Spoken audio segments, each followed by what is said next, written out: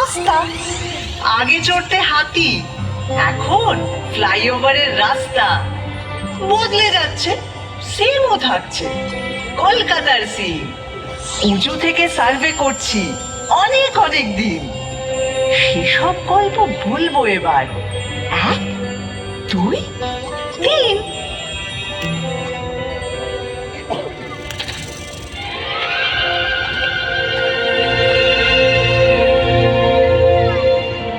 আমায় নিয়ে পট এঁকেছে, এখন হচ্ছে মিম।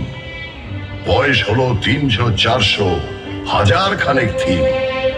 কি বলবে আর কি বলবে না, যদিও মেয়েটা ভালোই চেনা, তবু নিজেও ঘুরতে এলাম, দুজন মিলে টিম।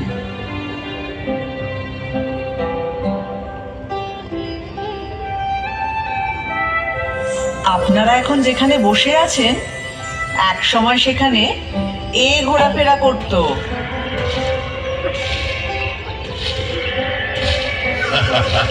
কোথায় জুরাসিক পার্ক আর কোথায় পার্ক স্ট্রিট। এখান থেকে শুরু করলে ও মোবাইল ফোনে আসতে আসতে 52 এপিসোড লেগে যাবে। তার চেয়ে একটা চেনা জানা ব্ল্যাক এন্ড হোয়াইট দিয়ে শুরু করো। তাহলে এটা দিয়ে করি। একটা গাড়ি সা করে বেরিয়ে এলো 38-2 এলগিন রোডের বাড়ি থেকে 1941 সালের 16ই জানুয়ারি রাত্রে, এবং সোজা ঢুকে পড়লো বাঙালি রাস্তার ভেতর। না না না না না, নেতাজি সুভাষচন্দ্র বসু তার আগেই কলকাতার আত্মায় ছিলেন। উনি তো 1930-এ কলকাতার মেয়র হয়েছিলেন। কংগ্রেসের প্রেসিডেন্ট হয়ে তিনি ভারতের আত্মায়। তবে ব্রিটিশদের চোখে এক মন ধুলো দিয়ে ওই মহা নিষ্ক্রমণ। 3-4 রকম ছদ্মবেশ, একেবারে থ্রিলার। তার উপরে আক্ষরিক অর্থেই তিনি মৃত্যুহীন। এরকম সুপার হিরো কলকাতা আর পায়নি।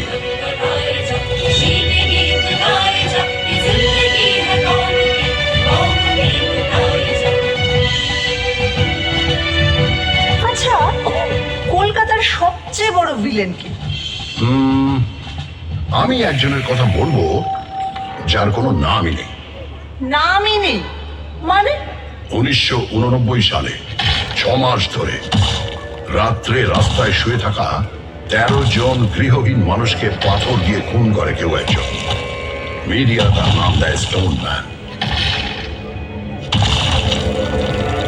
যা, এত মর্বিড জিনিস দিয়ে ইতিহাস শুরু হবে? আমার মনে হয় সেরা ভিলেন হলেন অমিতাভ বচ্চন। অমিতাভ বচ্চন? কেন? বারে, তিনি কলকাতায় চাকরি করলেন, নাটক করলেন, আর সিনেমাটা কিনা মুম্বাইতে গিয়ে করতে হলো। কি হতো বাংলা সিনেমার নায়ক হলে? সে তো ক্লিফ রিচার্ডও ছোটবেলায় কলকাতায় ছিলেন, মানে হাওড়ায়, কিন্তু সে তো একই হলো। অত বড় একটা গায়ক এখানে থাকলে হয়তো সুমন চ্যাটার্জির মতো জীবনমুখী শুরু করে দিতেন।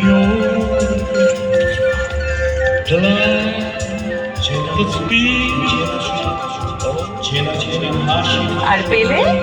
পেলে কলকাতায় ছিলেন না? কিংবা লিওনেল মেসি? হ্যাঁ, ফুটবল নিয়ে আর কি মারবে না বলে দিলাম। 1911 সাল আইএফএ শিল্ডের ফাইনালে 2-1 গোলে মোহনবাগান হারিয়ে দিল সাহেবটি ইস্ট ইয়র্কশায়ার রেজিমেন্টকে। ভাবা যায়, পরাধীন দেশে ইংরেজ টিমকে হারাচ্ছে একটা দল যার সকলে ভারতীয়। কলকাতার ইতিহাসে জল জল করছে সেই দিনটা। ওই সালেই কিন্তু ভারতের রাজধানী। আরে তাতে লজ্জার কি? এ তো গর্বের ব্যাপার। কলকাতায় তখন স্বাধীনতা আন্দোলনের এমন ঝাঁজ ব্রিটিশরা সইতে পারছিল না। তাই 1905-এ ঠিক করলো বাংলাকে দুভাগ করে দেওয়া হোক।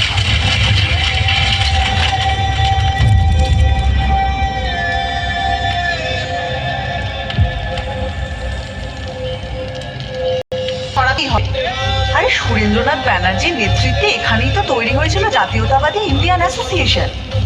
তারপরে এখানেই হয়েছিল অল ইন্ডিয়া ন্যাশনাল কনফারেন্স, আর সেই থেকেই তো কংগ্রেস। হ্যাঁ, আর বছর 6 পরে রেগে মেগে রাজধানীটাই বদলে দিল।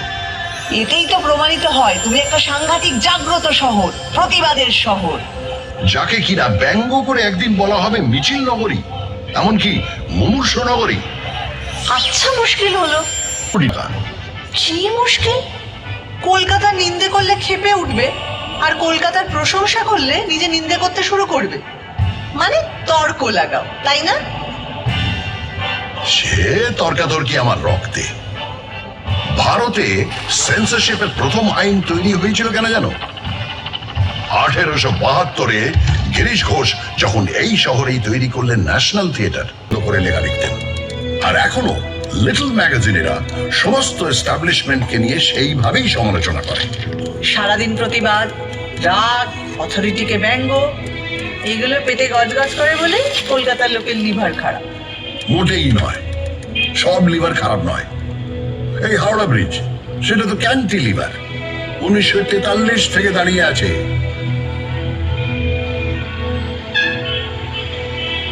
তা বটে, রোজ লাখ লাখ গাড়ি ঘোড়া, মানুষ, কত কিছুই যাচ্ছে, অথচ এতটুকু টোষ খায় না। এদিকে নাকি গোটা ব্রিজে একটা স্ক্রু নেই। ওই জন্যেই যাদের মাথার স্ক্রু মরিলের টঙে ডানা মেলে ঠায় দাঁড়িয়ে কলকাতার মানুষের প্রেম দেখেছি, খুনসুটি দেখেছি। এদিকে তাকালে একাডেমি অফ ফাইন আর্টসের এক্সপেরিমেন্টাল পেন্টিং, ওদিকে তাকালে রেস কোর্সের ঘর ধরে টাকা ওড়ানো, আবার অন্যদিকে ক্লাবে ক্লাবে কোট প্যান্ট পরা কলকাতায় বাবুদের ইংরেজি আনা। ভিউজ আর নিউজ শেখাচ্ছ আমাকে? তোর নারী নক্ষত্র চিনি, বুঝলে?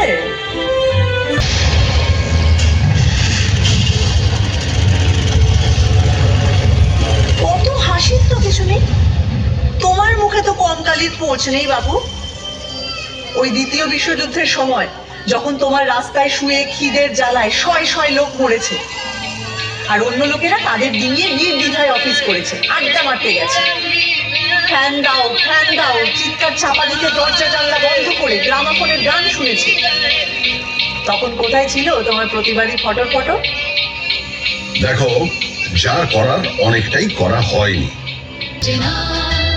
পথে এবার নামো সাথী, পথে হবে পড়ছে না জনস্রোতে নানান মতে মনোরথের ঠিকানা। তখনও তুমি জন্মাওনি।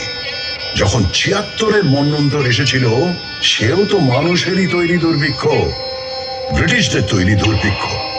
তারা মানুষকে হিংস্রভাবে নিংড়ে খাজনা নিচ্ছিল, ধান জমিতে আফিম আর নীল চাষ করছিল। তখনও পড়ে পড়ে আমার বুকে মরেছে লাখ লাখ অসহায় মানুষ। কি করব, চুপচাপ চেয়ে থেকেছি। তখন যদি একটা আই পিটিয়ে থাকতো। তোমার ইতিহাস তো জেগে থাকার ইতিহাস। ইতিহাস 19 শতকে বাবুরা যখন কাঁড়ি কাঁড়ি টাকা খরচা করে বেড়ালের বিয়ে দিচ্ছিল, যখন গোলাপ জলে জলসৌর চলছিল, তখন তুমি কেমন ছিলে বাবু? আধা ঘুমন্ত ঢুলছিলে। আমার ফ্রডালি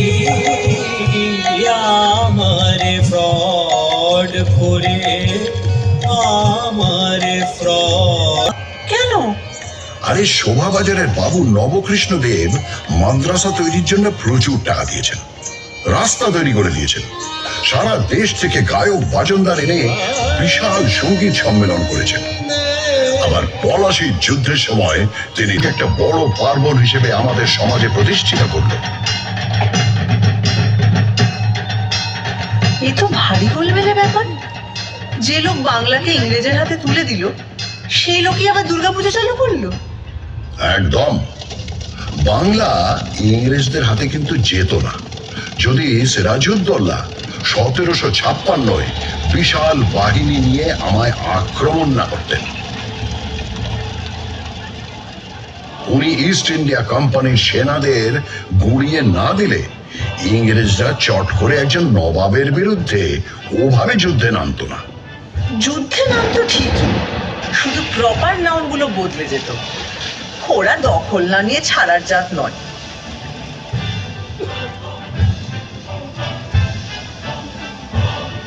ওই যে ইস্ট ইন্ডিয়া কোম্পানির এজেন্ট জব চার্নক প্রচন্ড বৃষ্টি বাদলার মধ্যে নৌকো ভেড়ালেন 1690-এর 24শে আগস্ট।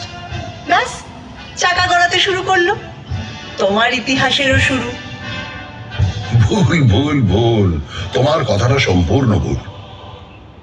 চার্নক আসার অনেক আগেই কবি কঙ্কন মুকুন্দরাম আমার কথা লিখে গেছেন। তারও আগে 1495 বিপ্রদাস পিপিলাইয়ের মনসামঙ্গল কাব্যেও আমি আছি।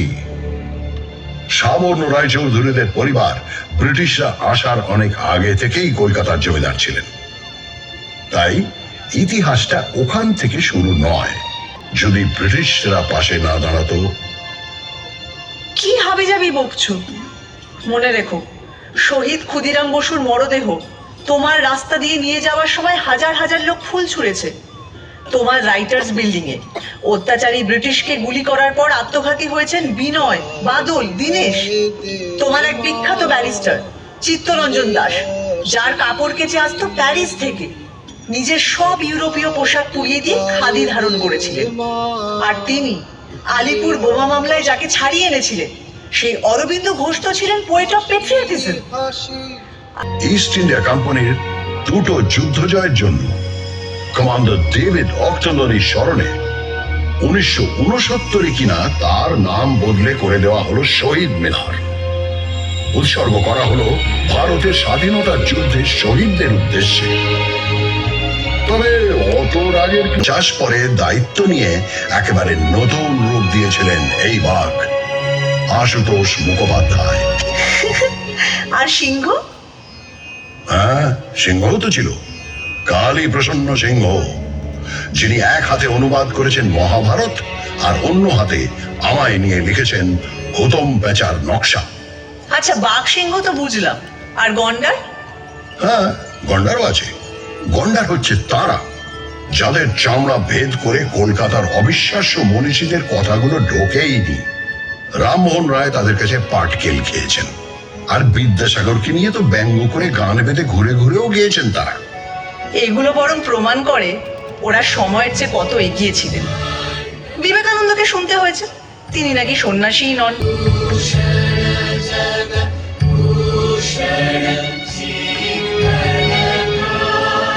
আর রবীন্দ্রনাথ ঠাকুরকেও কম সইতে হয়নি, তার লেখা সব নাকি আবছা।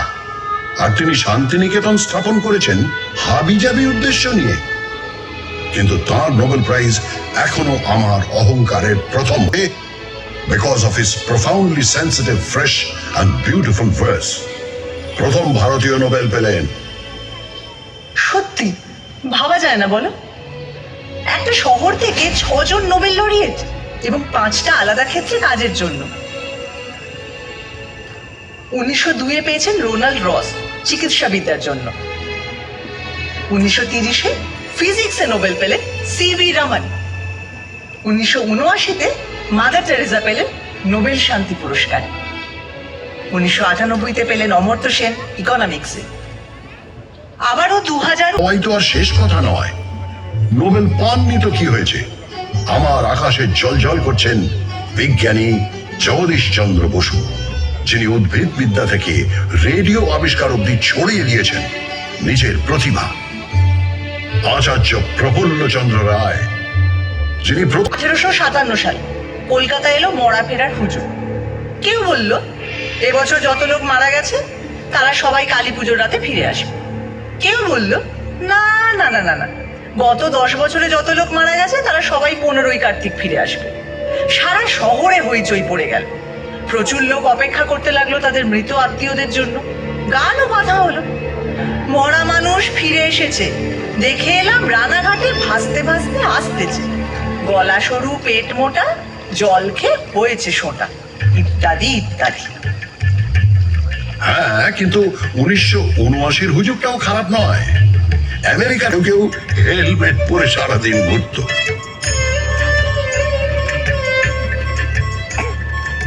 স্কাইল্যাবের টুকরো অবশ্য কয়েকটা পড়েছিল, কিন্তু কলকাতার ধারে কাছে নয়, অস্ট্রেলিয়ার পার্থ আর অন্য কয়েকটা জায়গায়। 1995 সালে এক দুপুরে হঠাৎ নাকি গণেশ দুধ খেতে লাগলেন। মন্দিরের গণেশ, ক্যালেন্ডারের গণেশ, ঘুলঘুলির গণেশ, কেউ বাদ নেই। পড়ি মরি করে সবাই দুধ নিয়ে ছুটতে লাগলো। এমন মিরাকেল থেকে বাদ পড়ে গেলে পুণ্যের কোটায় কম পড়ে যাবে যে। তাদের গায়ে নিশ্চয়ই ডিরোজিওর অদৃশ্য ঘষি পড়েছিল। একটা 17 বছরের অ্যাংলো ইন্ডিয়ান ছেলে হিন্দু কলেজে ইংরেজি পড়াতে এসে তার ছাত্রদের শেখাচ্ছে তর্ক করো, যাচাই করো, যুক্তিবাদী হও, প্রথাকে চ্যালেঞ্জ করো। আর সেই ছাত্ররা, বলা ভালো শিষ্যরা, ইয়াং বেঙ্গল হয়ে তখন দিকে দিকে ছড়িয়ে পড়ছে। সমাজ 70-এর দশকেও একদল ছেলেপুলে নকশাল আন্দোলনের মাধ্যমে সেরকমই একটা ধাক্কা দেওয়ার চেষ্টা করল, কিন্তু বুলেট আর বোমার প্রতিক্রিয়াও ভীষণ মারাত্মক। আর তখনকার রাজনীতিও ছিল অনেক ঘোর প্যাঁচওয়ালা। রাত্রির জুড়ে বোমা আর পুলিশের জিপের শব্দ, আর দিনের বেলা গঙ্গা জুড়ে উজ্জ্বল যুবকদের লাশ ভেসে যাওয়া দৃশ্য। তোমার গায়ে অনেক গরম রক্ত ছিটকে পড়েছিল। আদর্শ, প্রথা সব হারিয়ে গেছিল নতুন নতুন মুখোশের আড়ালে।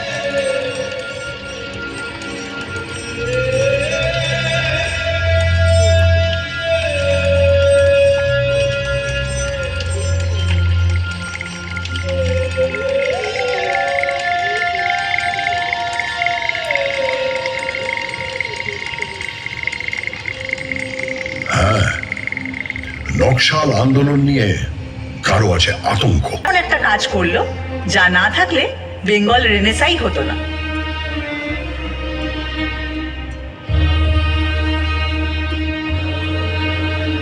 এক একটা লোকের মধ্যে 10টা করে জিনিয়াস ভরে দিত। যেমন দ্বিজেন্দ্রনাথ ঠাকুর, তিনি সংস্কৃত থেকে বাংলায় মেঘদূত অনুবাদ করছেন, বাংলায় দর্শন তত্ত্বের বই লিখছেন, আবার বাংলা শর্ট হ্যান্ড উদ্ভাবন করছেন, এমনকি বাক্স বানানো নিয়েও বই লিখছেন। সত্যেন্দ্রনাথ ঠাকুর, তিনি শুধু প্রথম ভারতীয় আইসিএসই নন, ওই যুগে তাঁর বউকে বিলেত নিয়ে গেলেন।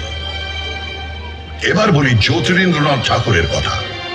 তিনি একাধারে সুরকার, চিত্রকর, নাট্যকার, পরিচালক, এমনকি অভিনেতাও। দেবেন্দ্রনাথ ঠাকুর, তিনি তো 3 ঘন্টায় গড়গড়িয়ে ডিকটেশন দিয়ে লিখে ফেললেন ব্রাহ্ম ধর্মের বই।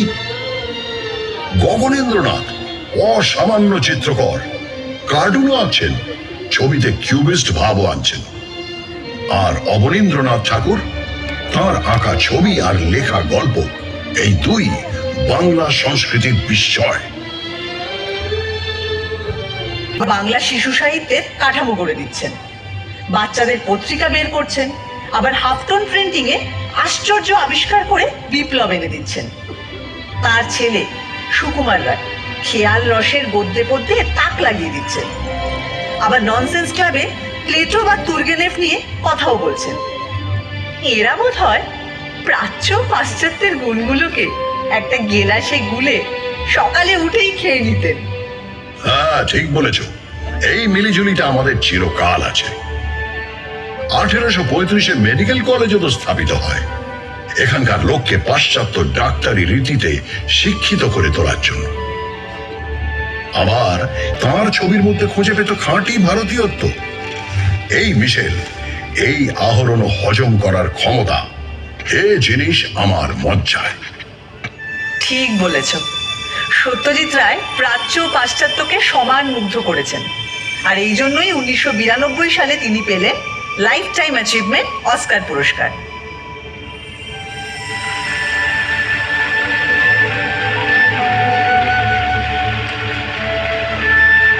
তিনি গোড়ার দিকে ছবির ক্যামেরাম্যান সুব্রত মিত্র, তিনি পেলেন Eastman Kodak life time achievement for excellence in cinematography.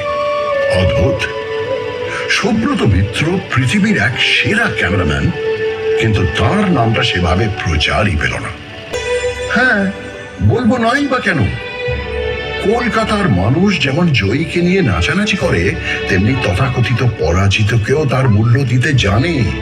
ততদিন সৌম্য মিত্র যতদিন, বাদল সরকার ততদিন, সুনীল গঙ্গোপাধ্যায় যতদিন, কমল কুমার মজুমদার ততদিন, পঙ্কজ রায়কে আমরা মাথায় তুলে রাখব, সুটে ব্যানার্জিকেও, হেমন্ত মান্না সন্ধ্যাকেও সিংহাসন দেব, সুচিত্রা মিত্র, কণিকা বন্দ্যোপাধ্যায়কেও কুর্নিশ জানাবো, সঙ্গে নির্মলা মিশ্র, প্রতিমা বন্দ্যোপাধ্যায়কেও, নিখিল ব্যানার্জির সেতারে বুঁদ থাকবো। এগুলো হুজুগ নয়, এক হয়ে গেছে, এতে তো সন্দেহ নেই।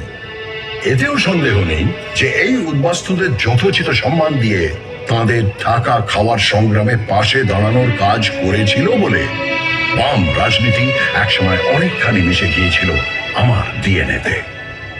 কলকাতা তো কাউকে ফেরায় না। তা ঠিক, শেষমেশ সবাইকে নিয়ে কাবাব খায় বা বিরিয়ানি। এই যে দুটো নাম বললে, এই খাবারগুলোই কলকাতায় আসতো না যদি না আরেক পরাজিতকে কলকাতা সসম্মানে ঠাঁই দিত। সেটা আবার কিরকম? ওয়াজেদ আলী শাহ, আওধের নবাব।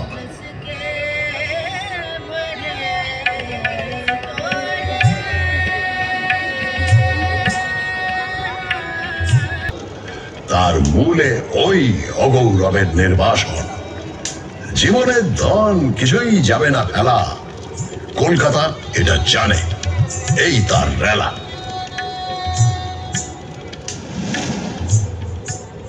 এই রেলা টেলা হ্যাঁ নিশ্চয়ই, লজ্জায় মাথা হেঁট হয়ে যায়। তবে সঙ্গে সঙ্গেই মনে পড়ে বহু হিন্দু পরিবার মুসলিমদের আশ্রয় দিয়েছিলেন, বহু মুসলিম পরিবার হিন্দুদের বাঁচিয়েছিলেন। কলকাতা সেই স্পিরিটটা নিয়ে এগিয়ে চলেছে। ওসব দাঙ্গার কথা ছাড়ো, বিদেশে যখন রবিশঙ্কর আর আল্লাহ রাখা মিলে অবিশ্বাস্য সুরের চালচিত্র তৈরি করেন, বা মহিষাসুর মর্দিনীতে যখন বীরেন্দ্র কৃষ্ণ ভদ্রের চণ্ডী পাঠের সঙ্গে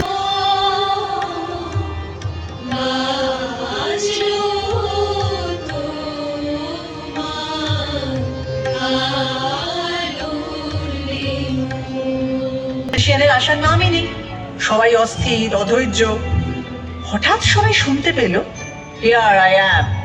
চমকে তাকিয়ে দেখলো মঞ্চে তিনি বললেন, ঠিক সময় তো এসেছি, ঘড়িটা দেখুন তো। চমকে তাকিয়ে সবাই দেখলো ঘড়ির কাঁটা পিছিয়ে গিয়েছে 10 মিনিট। সব ঠিক আছে।